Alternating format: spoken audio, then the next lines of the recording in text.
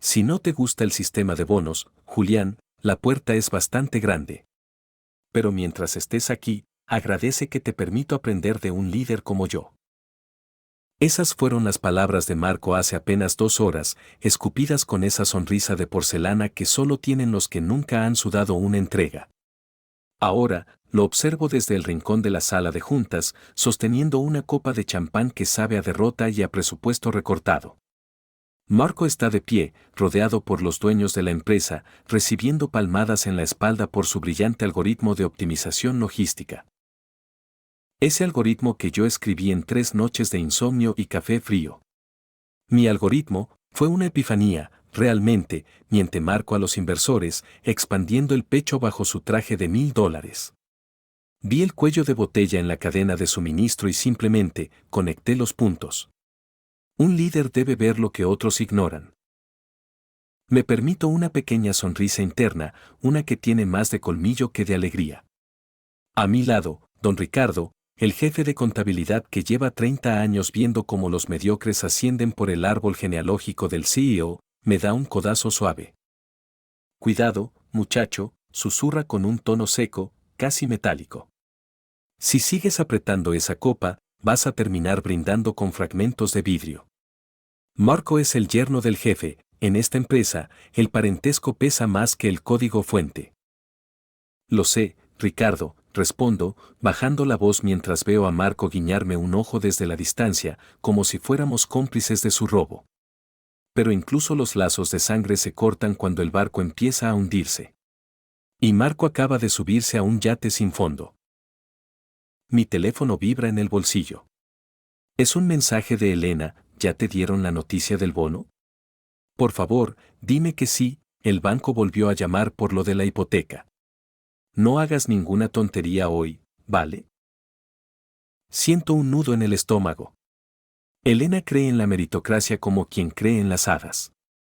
No entiende que en este acuario, yo soy el coral y Marco es el tiburón de plástico que decora la pecera. Pero lo que Marco no sabe, y lo que Elena descubrirá pronto, es que el brillante algoritmo tiene un pequeño candado lógico. Una llave de cortesía que expira en 72 horas si no se introduce un código manual que solo yo poseo.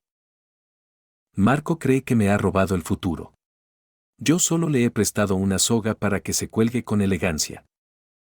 3 días antes del brindis, mi realidad no tenía burbujas de champán, sino el aroma metálico del aire acondicionado a máxima potencia y el zumbido de los servidores a las 3 de la mañana.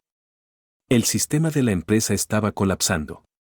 La fusión con el grupo inversor dependía de que nuestra logística pudiera procesar 10.000 pedidos por minuto sin incinerar la base de datos. Marco, por supuesto, estaba en un evento de networking, lo que en su idioma significa beber whisky caro con su suegro, el CEO. Me envió un mensaje de voz que todavía guardo como prueba de su incompetencia. Julián, arregla el fallo del script. No me importa cómo, solo haz que los números se vean verdes en la pantalla para la reunión de mañana. Confío en ti, tigre. Tigre. Detesto que me llamen así. Es el apodo que usan los mediocres para los que realmente hacen el trabajo sucio. Pasé 18 horas seguidas frente al monitor. Mis ojos se sentían como si alguien les hubiera pasado lija. Pero entonces, ocurrió.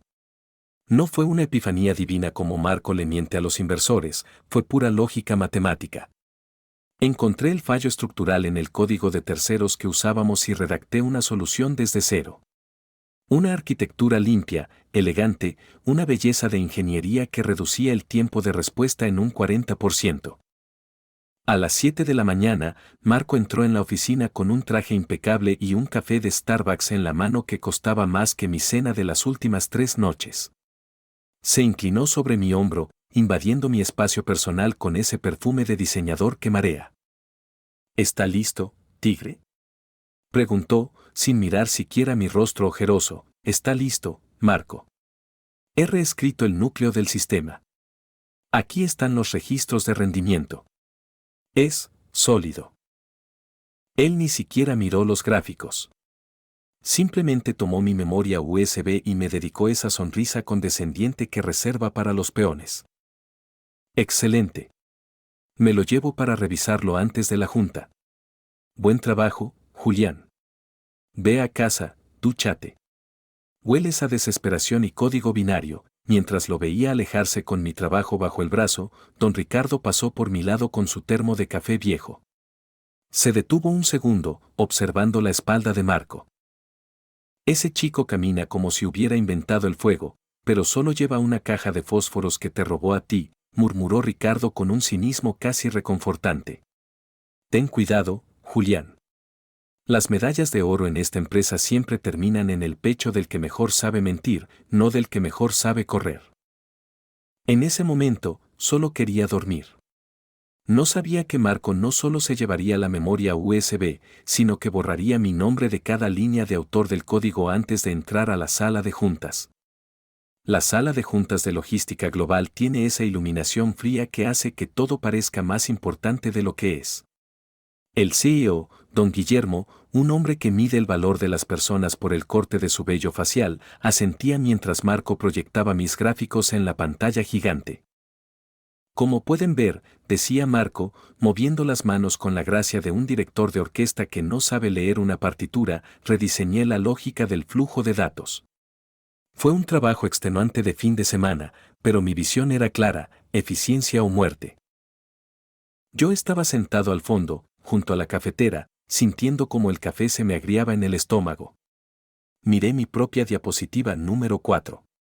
Marco ni siquiera se había molestado en cambiar el color de la fuente. Era un plagio tan descarado que rozaba lo artístico. Impresionante, Marco, intervino don Guillermo, limpiándose las gafas. Salvaste la fusión. Los inversores están eufóricos. Esto te pone a la cabeza de la nueva dirección regional. Te lo has ganado, hijo. Hijo. La palabra resonó en la sala como un martillazo. No era solo nepotismo, era una transferencia de gloria sellada con un vínculo familiar. Al terminar la reunión, Marco se acercó a mí mientras los demás salían. Se acomodó el nudo de la corbata frente al reflejo del cristal. Buen apoyo técnico, Julián, me dijo, sin mirarme a los ojos. Presentaste los datos muy bien en el borrador que me pasaste. Don Guillermo está muy contento con mi dirección. Me alegra que tu visión coincidiera exactamente con mi código, Marco, respondí, dejando que el sarcasmo goteara lo justo para no ser una ofensa directa, pero lo suficiente para que supiera que yo sabía. Es casi una coincidencia cuántica. Él soltó una carcajada seca y me dio una palmadita en la espalda. Fue una palmada pesada, condescendiente, de esas que se le dan a un perro que ha traído la pelota. No seas cínico, tigre. Te voy a poner una nota excelente en tu revisión anual. Quizás hasta consigamos ese aumento del 3% que tanto querías. Sigue así y en 10 años podrías tener una oficina con ventana. Salió de la sala silbando. Me quedé solo con el eco de su generosidad. El 3% de aumento no cubría ni la inflación del último mes, mucho menos la hipoteca de la que Elena hablaba con ansiedad cada noche. Don Ricardo entró a recoger unos papeles, me miró y arqueó una ceja. ¿Te duele la espalda?, preguntó con su habitual tono de lija. Solo la zona donde Marco me marcó como propiedad privada, contesté. Bien, sentenció Ricardo, acercándose a la pantalla donde aún brillaba el logo de la empresa. El dolor es un excelente recordatorio de que la lealtad es un activo que no deberías regalarle a quien no sabe ni cómo se escribe: gratitud. Ven a mi oficina luego. Tengo algo que te pertenece más que ese estúpido ascenso a él.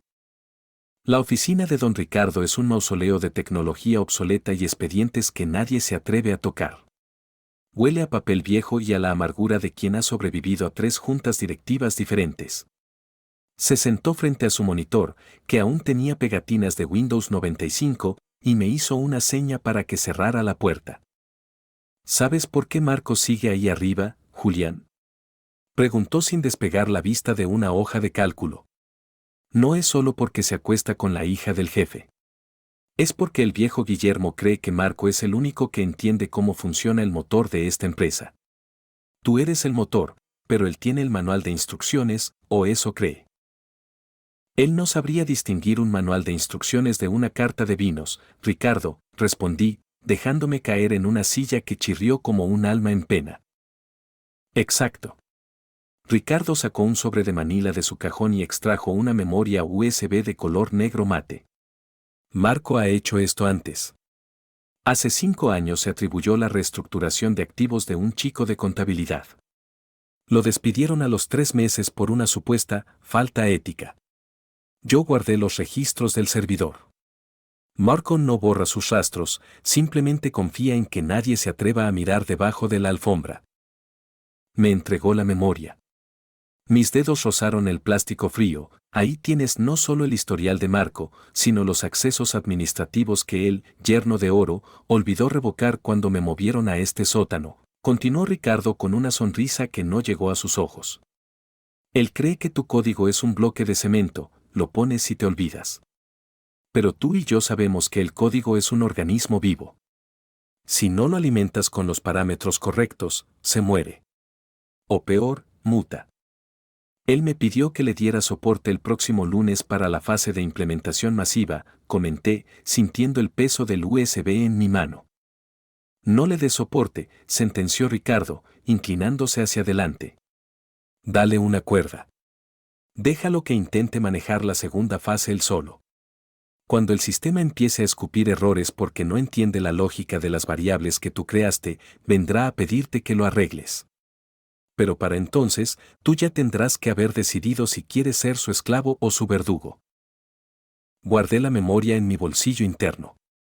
El sarcasmo que antes era mi escudo, ahora empezaba a sentirse como el mango de un cuchillo. Gracias, Ricardo. ¿Por qué me ayudas? Porque estoy cansado de ver a los mediocres heredar la tierra, Julián. Además, hizo una pausa, volviendo a su pantalla. Me gustaría ver qué cara pone Guillermo cuando descubra que su joya de la corona es, en realidad, un pedazo de carbón pintado de dorado.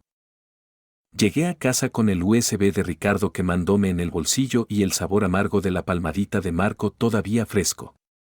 Elena había preparado algo especial, el aroma a romero llenaba el apartamento, un contraste doloroso con el olor a moho y servidores de mi oficina. ¿Y bien? Preguntó ella antes de que yo pudiera soltar las llaves. Sus ojos brillaban con esa esperanza ansiosa que me hacía sentir como un criminal. ¿Cómo fue la junta con don Guillermo? ¿Es cierto lo que dijeron en el grupo de WhatsApp de las esposas? ¿Marco realmente consiguió el ascenso regional? Me senté a la mesa, evitando su mirada. Marco consiguió el ascenso, sí. Y yo conseguí una felicitación verbal y un aumento que, si tenemos suerte, nos alcanzará para comprar una pizza extra al mes. Elena se quedó inmóvil, con la fuente de cerámica en las manos. El silencio se volvió denso, interrumpido solo por el tic-tac del reloj de la cocina que nos recordaba que el pago de la hipoteca vencía en 5 días. Julián, no entiendo, murmuró, dejando la fuente con un golpe seco. Tú hiciste el trabajo. Tú estuviste despierto 3 noches. Me dijiste que esto era la clave para que te nombraran senior. Y lo era. Pero Marco es el yerno de oro, Elena. Él presentó mi código como suyo. Me robó frente a todos y el CEO le dio las gracias por existir. El sarcasmo brotó de mí como una defensa natural. Deberías estar orgullosa, tu esposo es el fantasma más eficiente de la industria tecnológica. No bromees con esto. Saltó ella, y vi una chispa de miedo en sus ojos. Tenemos deudas. Si te pones difícil, si intentas reclamar ahora que él es tu jefe directo, te van a despedir. Marco tiene el apoyo de la familia. Por favor, Julián, solo baja la cabeza. Haz que funcione. Quizás si lo ayudas a brillar, él te lleve con él en el próximo ascenso. La miré y, por un segundo, me sentí completamente solo. Elena no pedía justicia, pedía supervivencia. Quería que alimentara al parásito para que el parásito nos dejara las migas. Bajar la cabeza es lo que he hecho durante 2 años, Elena. Y lo único que he conseguido es un dolor de cuello crónico y que un idiota use mi cerebro como su escalera personal. ¿Y qué vas a hacer? Preguntó ella, con voz temblorosa. ¿Sabotearlo?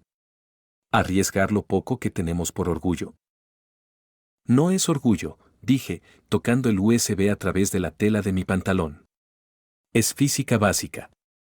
Si construyes un edificio sobre cimientos de papel, no puedes culpar a la gravedad cuando se caiga.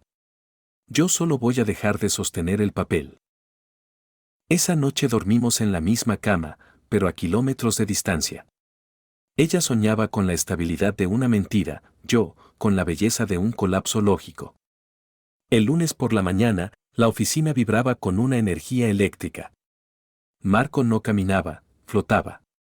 Ya se había mudado a su nueva oficina con paredes de cristal y una placa que decía Director Regional de Estrategia. Lo irónico es que su única estrategia hasta el momento había sido pedirme que le hiciera un resumen de 10 puntos sobre cómo funcionaba su propio proyecto. Tigre, entra un segundo, gritó desde su puerta, haciéndome una seña con un puro sin encender en la mano. Se creía un magnate de los años 80. Estoy revisando la fase 2 de implementación para la sucursal de la costa este. Hay unos términos técnicos que quiero simplificar para la junta de mañana. ¿Qué es exactamente esta validación de latencia recursiva? Me apoyé en el marco de la puerta, con las manos en los bolsillos. Es el corazón del sistema, Marco. Si la quitas o la simplificas, el algoritmo perderá el rastro de los paquetes en tiempo real.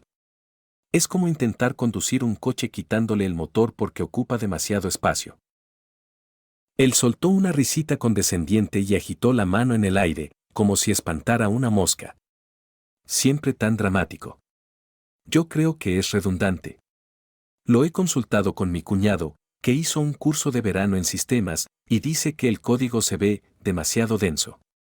Voy a pedirle a la gente de soporte que elimine esas líneas. Quiero algo más ágil, más disruptivo. Adelante, Marco. Es tu visión, después de todo, respondí, sintiendo un cosquilleo en la nuca.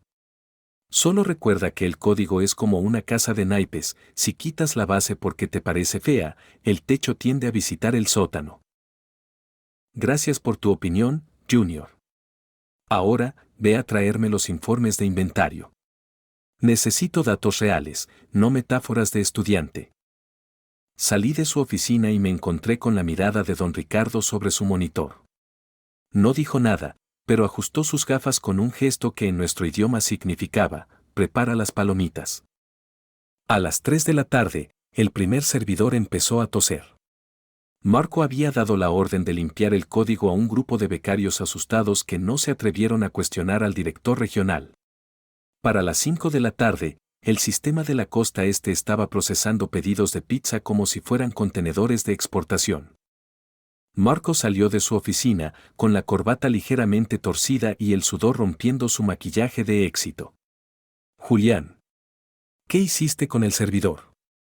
El panel de control está en rojo. Yo no he tocado nada desde el viernes, Marco, dije sin levantar la vista de mi pantalla, donde un script propio me mostraba la caída en cascada. Tú diste las órdenes de simplificación. Supongo que la disrupción está funcionando mejor de lo esperado. No me vengas con sarcasmos. Arréglalo ahora mismo. Me encantaría, pero tengo que salir. Elena me espera para una cita con el banco. Ya sabes, cosas de gente con sueldos junior. Cerré mi sesión, tomé mi chaqueta y lo dejé allí, gritándole a una pantalla que no sabía leer, rodeado de empleados que empezaban a notar que el emperador estaba, efectivamente, desnudo. A las 8 de la mañana siguiente, Marco me esperaba en la entrada del edificio. Tenía las ojeras de alguien que había pasado la noche intentando entender un idioma que no habla. Su arrogancia se había transformado en una desesperación viscosa. Julián, escúchame, dijo, arrastrándome hacia el área de café. Lo de ayer fue un error de los becarios. No supieron interpretar mis instrucciones. Necesito que entres al núcleo y lo estabilices. Hoy vienen los inversores de la costa este para la firma final. Si el sistema no muestra datos reales, estamos muertos. ¿Estamos? Pregunté, arqueando una ceja mientras añadía azúcar a mi café con una lentitud exasperante. Ayer yo era solo el chico que traía los informes de inventario. No sabía que mi presencia fuera vital para la dirección regional. No te pases de listo, tigre. Si esto falla, Guillermo buscará cabezas. Y aunque yo sea de la familia, tú eres el técnico a cargo. ¿A quién crees que lanzarán a los lobos? Ese era el Marco que yo conocía. Incluso en el abismo, intentaba usarme como paracaídas. Está bien, Marco. Lo arreglaré. Vi cómo sus hombros se relajaban, recuperando ese aire de suficiencia que tanto detesto. Pero para que no vuelva a fallar, voy a implementar una llave maestra de seguridad. Un protocolo que verifique cada transacción. Así, aunque tus becarios vuelvan a meter la mano, el sistema se protegerá solo. Haz lo que quieras, pero hazlo ya, sentenció, dándome una última palmadita antes de correr a su oficina a ensayar su discurso de Salvador. Subí al departamento de sistemas. Don Ricardo me observaba desde su rincón oscuro.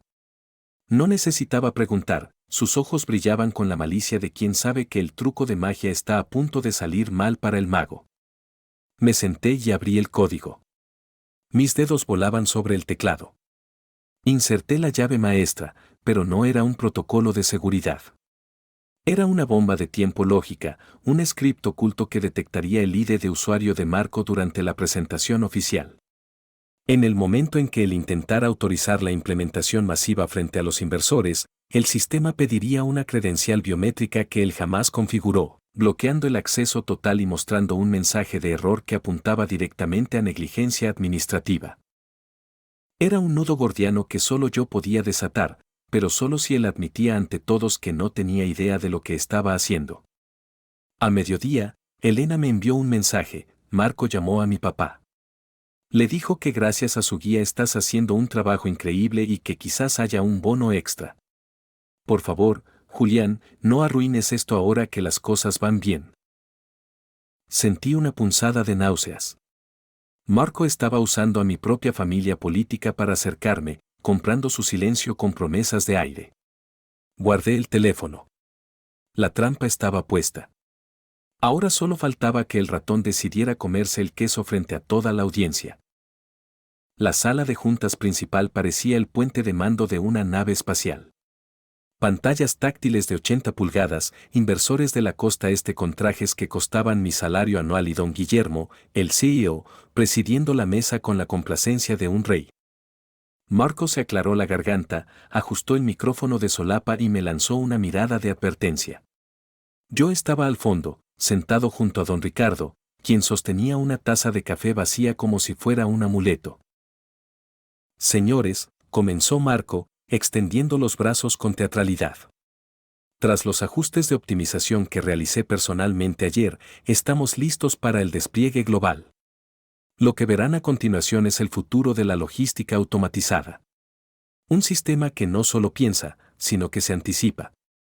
Marco presionó el botón de ejecución maestra con el dedo índice, buscando el contacto visual de don Guillermo para sellar su triunfo. En la pantalla, una barra de carga comenzó a avanzar con una elegancia engañosa. 10%, 40%, 70%. Y entonces, el silencio. La pantalla se tiñó de un rojo carmesí. Un aviso gigante, imposible de ignorar, bloqueó los gráficos de rendimiento, error crítico, protocolo de seguridad 7B, credenciales de administrador inválidas. ¿Qué es esto?, gruñó don Guillermo, inclinándose hacia adelante. Es un pequeño desfase de red, segaramente, tartamudeó Marco, golpeando el teclado con desesperación. Julián, ¿qué pasa con la conexión? La conexión es perfecta, Marco, dije en voz alta, asegurándome de que todos en la sala me escucharan. Mi tono era de una calma quirúrgica. El sistema está solicitando la validación biométrica del arquitecto principal. Como tú rediseñaste el núcleo el fin de semana, solo tú puedes autorizar el despliegue masivo. Pues autorízalo tú, gritó Marco, perdiendo la compostura frente a los inversores, que ya empezaban a intercambiar miradas de duda. No puedo, Marco. Según los registros que tú mismo firmaste ante la Junta, yo soy solo apoyo técnico junior. Mis permisos fueron revocados por tu dirección regional para garantizar la integridad de tu visión. El sistema reconoce que el código ha sido alterado y pide la firma digital del creador. Marco sudaba frío. Sus manos temblaban sobre el panel táctil. Intentó ingresar una contraseña genérica, luego otra. El sistema respondió con una alarma sonora y un nuevo mensaje: acceso denegado. Intento de intrusión detectado por usuario Marco-V. Iniciando bloqueo de seguridad de activos. Marco. Bramó don Guillermo, poniéndose de pie.